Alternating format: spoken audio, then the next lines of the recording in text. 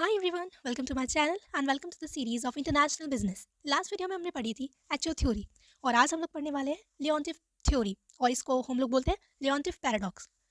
तो बिफोर हम लोग नोट्स से स्टार्ट करें, let me just give you a quick background of this theory. तो ये थ्योरी दी थी एक इकोनॉमिस्ट ने जो कि रशियन बॉर्न थे। He was a Russian born American economist जिनका नाम था वेसिली लियोनटिफ। तो बेसिकली इस थ्योरी के पीछे उनका पर्पस क्या था कि जो हमारी एचओ थ्योरी हमने लास्ट वीडियो में पढ़ी थी उसको वो प्रूव करना चाहते थे विद रियल लाइफ एग्जाम्पल। वो उसके अगेंस्ट नहीं जाना चाहते थे, वो उसको प्रूव करना चाहते थे, उसके लिए वो स्टडी कर रहे थे। तो उन्होंने जब स्टडी किया, उन्होंने देखा जैसे कि हमारी एचओ थ्योरी ने बोला था कि जो कंट्री कैपिटल इंटेंसिव होगी वो कैपिटल इंटेंसिव गुड्स एक्सपोर्ट करेगी और जो लेबर इंटेंसिव वाली कंट्री होगी वो लेबर इंटेंसिव गुड्स एक्सपोर्ट करेगी। तो उस चीज़ को स्टडी करने के लिए उन्होंने कुछ रिसर्च की, स्टडीज़ किए, सर्वे वगैरह स्टडी किए। तो उनको जो रिजल्ट मिला वो बहुत ही शॉकिंग था, क्योंकि उन्होंने यूएसए का जब स्टडी किया तो यूएसए जो है वो एक कैपिटल इंटेंसिव कंट्री है, बट जब उसके उन्होंने ट्रेड पैटर्न्स ऑब्जर्व किए तो वो कंट्री एक्चुअली में लेबर इंटेंसिव गुड्स को एक्सपोर्ट कर रही थी एज़ कम्पेयर टू, मतलब ज़्यादा लेबर इंटेंसिव गुड्स को एक्सपोर्ट कर रही थी as compare to capital intensive goods. तो इससे ये प्रूव हुआ कि जो एचओ थ्योरी थी वो प्रैक्टिकल वर्ल्ड में अप्लाई नहीं होती है, तो इसलिए इसको बोलते हैं लॉन्टिफ पैराडॉक्स। बाकी की डिटेल हम लोग पढ़ेंगे नोट्स के साथ। Starting with the introduction, the Lontief paradox is one of the biggest contradictions in international trade theory. It challenges the Hexer-Ohlin theory, which states that a capital-rich country should export capital-intensive goods and import labor-intensive goods, and a labor-rich country should export labor-intensive goods and import capital-intensive goods. But Vasily Lontief 1953 found the opposite happening in the USA. तो जो मैंने आपको बताया इसमें वही लिखा है कि एचओ थ्योरी को चैलेंज करती है ये थ्योरी, मतलब उसके अगेंस्ट में बोलती है कि भाई वो चीज़ तो प्रैक्टिकली प्रूव नहीं हो रही है, क्योंकि एचओ थ्योरी बोलती है कि जो कैपिटल रिच कंट्रीज़ हैं उनको कैपिटल इंटेंसिव गुड्स एक्सपोर्ट करने चाहिए और जो लेबर वाले इंटेंसिव गुड्स हैं उनको इंपोर्ट कर लो, और जो लेबर रिच कंट्रीज़ हैं उनको लेबर इंटेंसिव गुड्स एक्सपोर्ट करने चाहिए एंड कैपिटल इंटेंसिव गुड्स को इंपोर्ट करना चाहिए। बट जब वैसिली लॉन्टिफ ने स्टडी किया तो उनको इसका ऑपोजिट होता हुआ दिखा यूएसए में। सो देखते हैं कि उनकी क्या स्टडी थी एंड उनको क्या discovery milli. Leontief analyzed USA's trade data and found that instead of exporting capital-intensive goods, the USA was exporting labor-intensive goods. This was the complete opposite of the HO theory, creating a paradox in economics. तो वही चीज़ है कि जब इन्होंने USA का trade data analyse किया तो इनको पता चला कि क्योंकि यूएसए कैपिटल इंटेंसिव कंट्री है, कैपिटल रिच कंट्री है, तो उसको कैपिटल इंटेंसिव गुड्स एक्सपोर्ट करनी चाहिए। तो बट इंस्टेड ऑफ दैट जो यूएसए है वो लेबर इंटेंसिव गुड्स एक्सपोर्ट कर रहा था, जो कि कंप्लीट ऑपोजिट है एचओ थ्योरी का। तो इसलिए इन्होंने एक न्यू थ्योरी बनाई, that was लियोनटिफ paradox.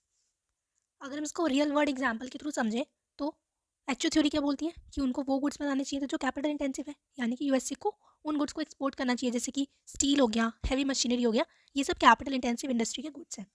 But लियोनटिफ paradox में जो हमें रियलिटी देखने को मिली वो ये थी कि USA capital intensive raw material जैसे कि हमारा एल्यूमिनियम, स्टील, टाइटेनियम वो दूसरी कंट्री से इम्पोर्ट कर रहा है, बल्कि जो लेबर इंटेंसिव जो गुड्स हैं जैसे कि एयरक्राफ्ट है जो कि एक लेबर इंटेंसिव इंडस्ट्री है, उनके जो वो है उनको एयरक्राफ्ट को वो एक्सपोर्ट कर रहा है।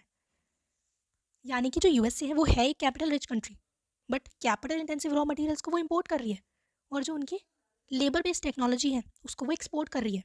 तो ये प्रूव करती है लॉन्टिफ पैराडॉक्स की थ्योरी को कि जो एचओ थ्योरी है वो प्रैक्टिकली अप्लाई नहीं होती है काफ़ी केसेस के अंदर। Another example is Japan. Japan एक कैपिटल इंटेंसिव कंट्री है, कैपिटल रिच कंट्री है, तो एचओ थ्योरी के अकॉर्डिंग उसको capital intensive raw material, heavy machinery, ये सब चीज़ें एक्सपोर्ट करनी चाहिए। बट रियलिटी जो है वो ये है कि जो जापान है वो रॉ मटेरियल जैसे कि सिलिकॉन, रेयर अर्थ मेटल्स, इन सब चीज़ों को इंपोर्ट करता है, और जो लेबर इंटेंसिव एक्टिविटीज़ होती है like high scale labour intensive goods होते हैं उनको वो एक्सपोर्ट करता है। मतलब despite being a capital intensive country वो लेबर इंटेंसिव गुड्स जो हैं उनको एक्सपोर्ट करता है। तो जापान का जो ट्रेड डेटा है वो भी सपोर्ट करता है लियोनटिफ पैराडॉक्स को। बट ऐसा भी ज़रूरी नहीं है कि ये हर एक कंट्री में अप्लीकेबल हो। जैसे कि चाइना हो गया, उसके लिए जो एचओ मॉडल था वो सही बैठता है, क्योंकि चाइना एक लेबर इंटेंसिव कंट्री है, तो एचओ थ्योरी के अकॉर्डिंग उसको लेबर इंटेंसिव गुड्स जैसे कि टॉयज़, क्लोथिंग, इलेक्ट्रॉनिक्स वो एक्सपोर्ट करनी चाहिए। चाइना वही करता है, और जो कैपिटल इंटेंसिव गुड्स हैं जैसे कि सेमीकंडक्टर्स एंड एयरक्राफ्ट उनको वो इम्पोर्ट करता है। तो चाइना के लिए ये थ्योरी, एचओ थ्योरी सही बैठती है। बट हो सकता है कि आगे जाके चाइना भी हाईटेक एक्सपोर्ट्स में शिफ्ट हो जाए और वो भी लॉन्टिफ पैराडॉक्स का फ्यूचर में फॉलो करने लगे। सो लॉन्टिफ पैराडॉक्स एग्जिस्ट यू करता है क्योंकि जो लॉन्टिफ पैराडॉक्स है वो सिर्फ लेबर की बात करता है, क्वांटिटी की, ना कि क्वालिटी की।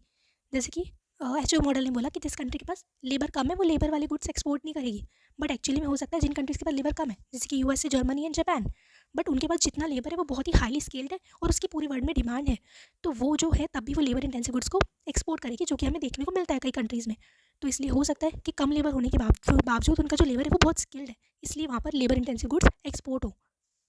फिर दूसरा फैक्टर आता है technology and research and development. तो जो भी एडवांस्ड इकॉनमीज होती है जो कि मोस्टली कैपिटल इंटेंसिव होती है, वो बहुत ज़्यादा इन्वेस्ट करती है रिसर्च में, डेवलपमेंट में और इनोवेशन में।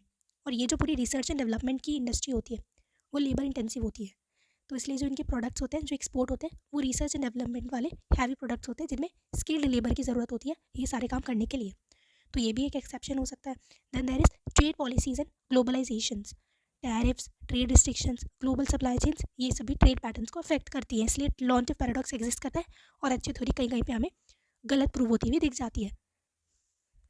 सो अगर हम इस पर्टिकुलर थ्योरी के की टेकअवेज देखें, कंक्लूजन देखें, तो Leontief paradox shows that capital rich countries don't always export capital intensive goods.